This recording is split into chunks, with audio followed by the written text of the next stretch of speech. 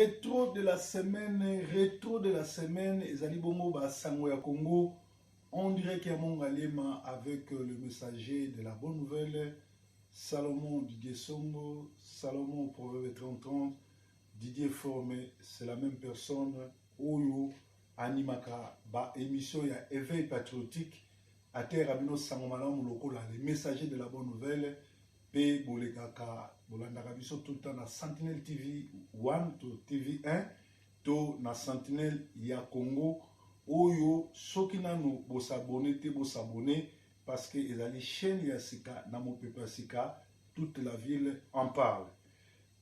Est ya Congo ezali dirigé pe géré par Kagame qui donne le pouvoir à ce général de créer une rébellion, Tobeta Balinga Masolo Oyo, ou Nani Azopesa Général Oyo, Ndingisa Asala Nini rébellion, Tomonika Kaizali Kakabali, ba recréer, ba refaire Masolo ya Mosé Désiré Kabila na Afdel.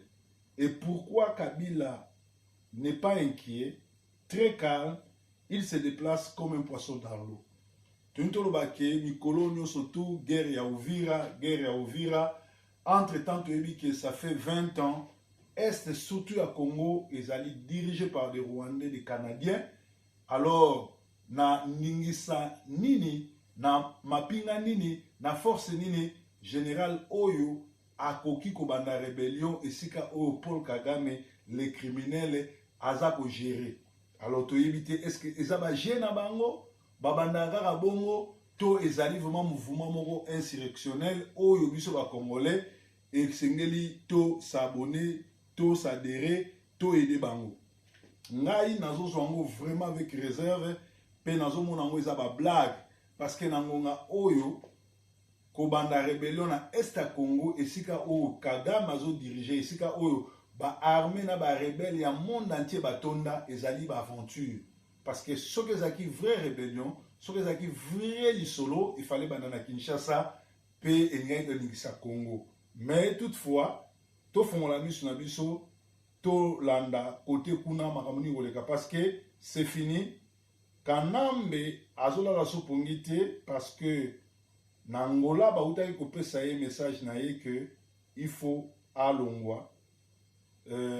Et d'ailleurs, il lui est interdit de s'exiler à aucun pays d'Afrique centrale. C'est ça même l'origine de sa colère de refuser à répondre aux questions lui posées par les journalistes angolais quand il a pris part na prestation en serment. Il y a un nouveau président d'Angola, M. João. Bomoni ki batuna ki ba question boy ko répondre parce que ba signifia qui est que il fait alongwa arosa sous président Congo té pe akoxilé na ba pays frontalier à Congo té bilia ki bikoki. Les États-Unis vont soutenir ces messages de Santos dans 2 ou 3 semaines.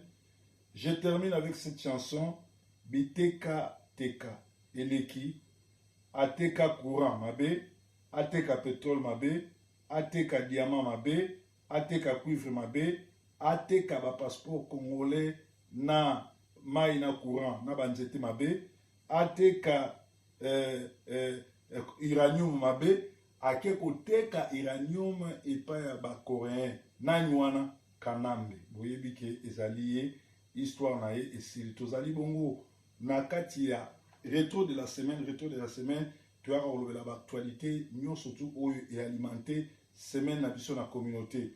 Balobi ke ba passeport oyo antibiométrique, une escroquerie bien entretenue par Kabila et sa famille. Donc likambo futo telemelango pe lisusu awa tomoni bandeko ya message de sécurité ambassade France Kinshasa. La situation sécuritaire se dégrade actuellement sérieusement dans la ville d'Ouvira, Sud Kivu. L'ambassade rappelle qu'il est recommandé à tout citoyen français d'éviter absolument tous les Sud Kivu. Donc, il y a un message, il y a l'ambassade Batindeli ba citoyen français nyonso oyo bazo séjourner na mboka Congo. Alors basango lisusu ya Congo tozotanga moko oyo eleki na semaine oyo nzambe aza na biso pe nzambe aza na biso. Affrontement à 27 km d'Uvira, Kabila demande le dictateur Nkurunziza de Burundi de lui venir en aide. Baraka, Uvira, deux villes qui sont des objectifs secondaires opérationnels des forces de changement seront tombées d'ici peu de temps, mais tombées bah sali repli, mais bah emporter bah armes et munitions, bah kenango to éviter pourquoi bah sali repli avant de progresser vers Bukavu. Voici le témoignage d'un indépendant, Ewing Ahmed Salamou. Sud Kivu combat en cours vers Baraka Centre et Malinde. Les combats sont signalés à Sebele, Milinde et non loin de Baraka Centre. L'armée congolaise se bat pour récupérer les terrains perdus depuis hier. Il n'a jamais eu l'armée congolaise. L'armée congolaise a été détruite, mais il y a la milice de Kabila. Donc quand vous parlez de l'armée congolaise, nous n'avons pas une armée, mais nous avons des miliciens, des bandits, des criminels qui se font passer pour des soldats. Alors la milice de Kabila se bat pour récupérer les terrains perdus depuis le début de la guerre, mais ils ne parviennent pas encore. Les troupes sont bloquées sur plusieurs axes ou encore prises en tenaille. Dans la matinée d'hier, dimanche, donc c'est un message qui samedi passé, nos patriotes de la chute, nous parlions de la chute de Mboko et de Makobola, située à 27 km d'Uvira. Makobola est un lieu symbole de la résistance. Plus de 600 personnes avaient perdu la vie lors d'une attaque de RCD le 30 décembre 1998. Les Maïmaï sont aussi à Katumbe, Nondu. Les défections au sein de l'armée congolaise, des officiers et des troupes continuent, tandis que des chars de combat sont arrivés hier à Uvira aux alentours de 22 heures. Tomoni pe lisusu ba défection, ba soldats congolais, il y a oyo bazaki côté à Kabila, ba kimi ba eko rejoindre ba Maïmaï. Parce que tous en a deux sortes de Maïmaï, tous en a deux sortes de Maïmaï, il y a ba combattants, oyo bazali bongo, kobundela mboka na ba Maïmaï, il y a ba corrompus, lokola ba opposants congolais, lokola ba Mende, lokola ba Chibala, ba Tuana, ba Badibanga, ba Tuana nyo surtout ba Mavungu, ba oyo bazo travailler na Kabila ba qui ça Olenganko, oyo ba uto simsa touche, bazali bongo. La ville d'Uvira semble être la prochaine cible de William Yakutumba, où la spicose gagne du terrain. La population et la société civile sont très inquiètes. La MONUSCO semble parée aux éventualités et renforce les places fortes de la ville en partant du port de Kalundu. À Bukavu, la population, à Panzi, elle a barricadé la route avec des pierres et demande la paix, fin de hostilité à Fizi. Notez bien, une délégation de gouvernement est arrivée matin même à Bujumbura pour solliciter l'intervention de l'armée burundaise, notamment dans les lacs Tanganyika, et pour défendre la ville d'Uvira, qui est une frontière de la capitale burundaise. Les résistants sont prêts à affronter n'importe quelle armée étrangère et la tenir en échec. On en a suffisamment d'expérience. Mais nous pensons que le président dictateur Nkurunziza est conscient de la capacité de nuisance des forces de résistance sur son pouvoir et ne peut pas prendre un tel risque de s'engouffrer dans un conflit interne au Congolais, de la même manière que les résistants s'abstiennent à s'immiscer dans les conflits du Burundi dont les rebelles sont chez nous. Les défections au sein des FARDC se comptent par des centaines de milliers de militaires ainsi que les matériels, et cela dans plusieurs axes. C'est-à-dire que les soldats congolais, comme vous comprendre, bazo kima Kabila pour rejoindre côté Moussousoumé, bazo koloba ke MONUSCO ezali bongo ko tiake batnyos bali ba avancer te donc ezo sala moi mamingi. Donc mamingi na makambo oyo ezoleka kuna. Espérons que ekoleka malamu pe ekozala malamu pour na intérêt ya ba Congolais. Alors bazo silande biso pe que président ya cour constitutionnelle du Rwandais Kanambe serait hospitalisé aux soins intensifs à Bruxelles. Et talibiso teza non événement. Alors ba pesi biso soupe sango balobi bino ba ambasio bochaka ba fossile, ba faux suki, ba faux cheveux, ba faux manzaka, boke ba botala mwana mwasi oyo nene lisu na e baby likolo ya kotia ba faux cils na ba faux sourcils parce que ezali biloko ya Jezabel kokamwa lelo bato baza ba champion kochango za basa ba pasteur ba yembi ba intercesseuse ya nzambe ya gege parce que mwana na nzambe solo azalaka bongo na teni moko ya malamu azalaka bongo na kolata moko descente. Alors ba yesi biso soso boye Cheo Kitundu molesté à New York. C'est seulement qu'après des autorités politiques du Congo Kinshasa que cela pourrait se produire, révèle un diplomate d'un pays ami. Après son discours alambigué et moins convaincant devant une salle vide, le criminel Kabila a giflé Cheo Kitundu, raison non élucidée. L'événement dépasse son entourage. Une femme de la délégation sanglote n'a pas retenu ses armes pour expliquer la situation. Et la femme de chambre de l'hôtel Plaza de New York, là où les criminels illégitimes et le criminel illégitime rwandais qui dirige la RDC a été logé. C'est triste.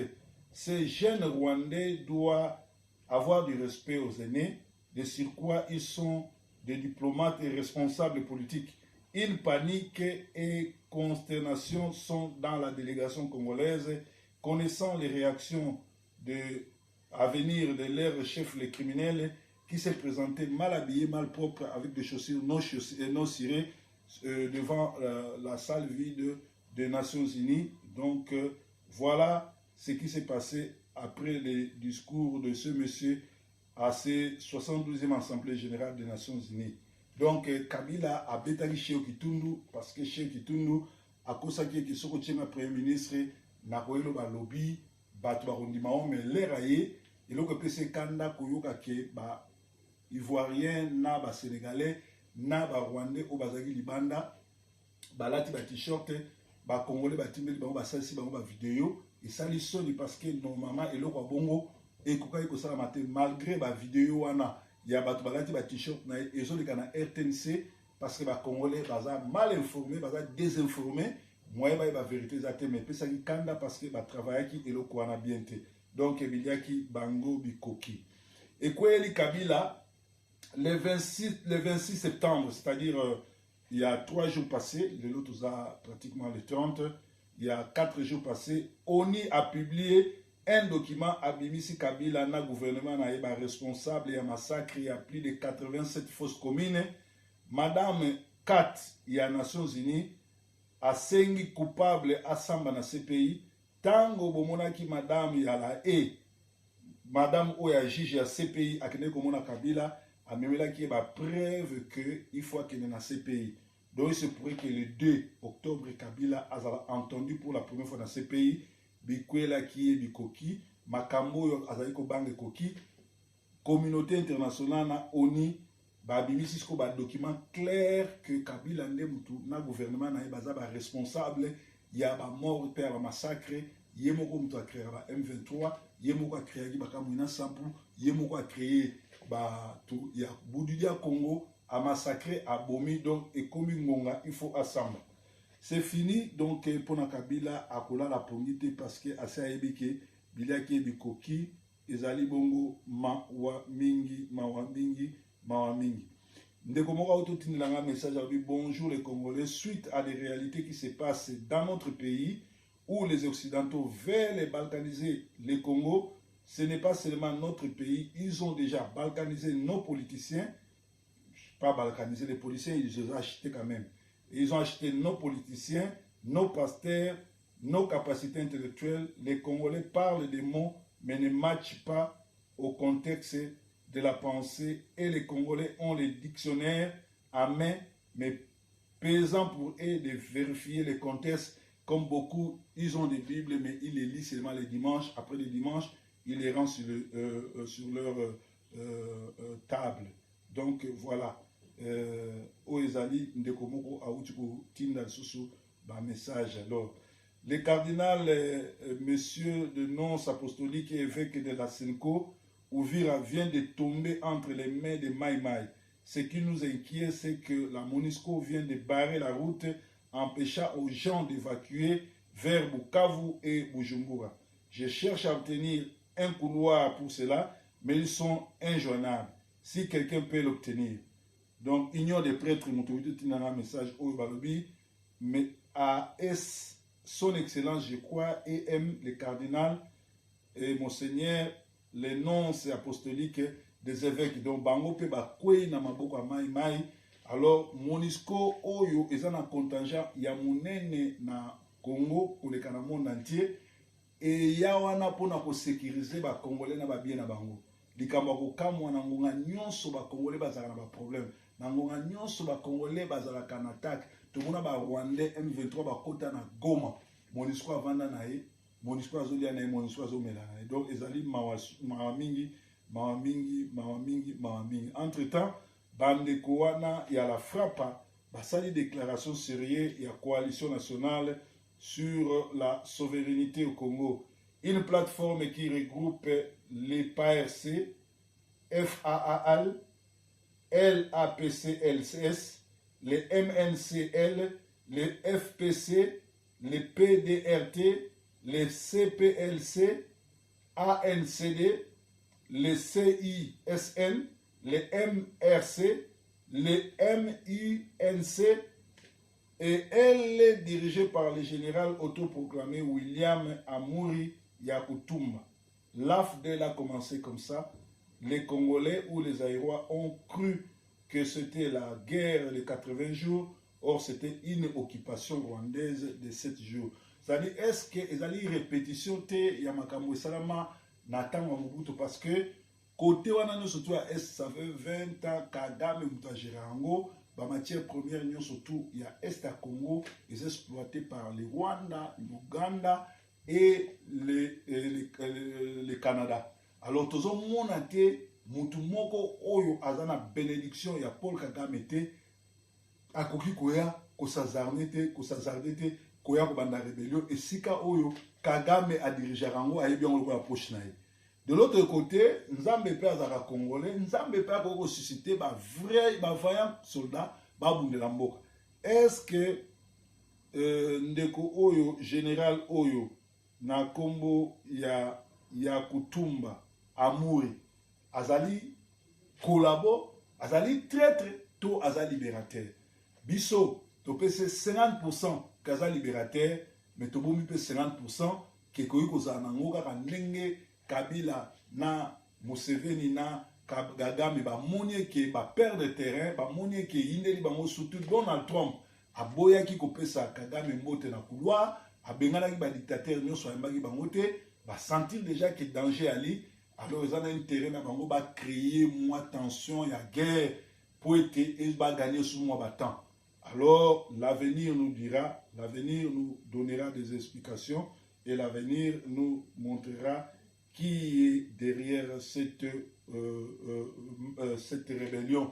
Si c'est une blague, si c'est un mythe ou c'est une réalité. Souhait n'a vu que c'est la réalité, mais tous cas moi neneni ba ko bandaka na est parce que ma kamunyo surtout bandaka na est et ça va vraiment pour nabia ba congolais.